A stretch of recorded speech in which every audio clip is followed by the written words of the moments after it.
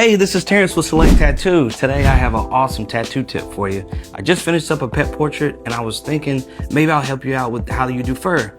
I've seen fur done wrong so many times, and I think the main things to worry about is the value of it, how you build up the structure of the overall, how they're flowing, but also the texture. The texture is really important. I see a lot of people kind of make it blurry and it's not really a lot of hairs crossing and it looks really stiff.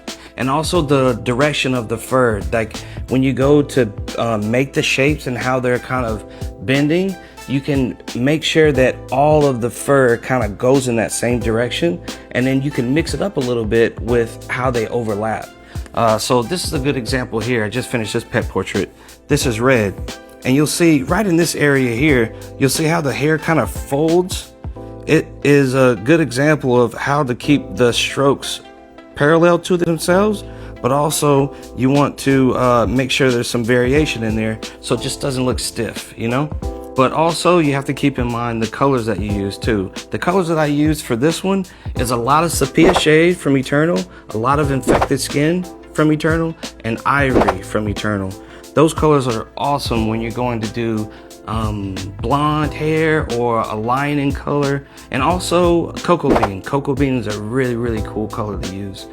So those are the colors that I use for this. And as far as the needle groupings, you can kind of pick and choose what you're comfortable with, but majority of the time I block in the color with my mag, and then when I go to do the fine details, I switch to a round shader. And if I really need to get tight on like the eyes, like really fine detail, like the texture in the nose, for example, in here, or maybe the hair that's around the eye, I'll go to use a liner. But with the shader, the round shaders, usually you can kind of layer it and you can kind of get away with doing multiple passes. But once you go to use these liners to do those fine details, you can't really go over the same area too many times or you'll risk damaging the skin.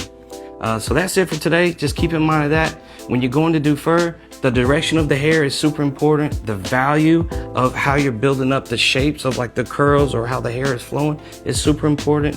And also the texture. Make sure that you add some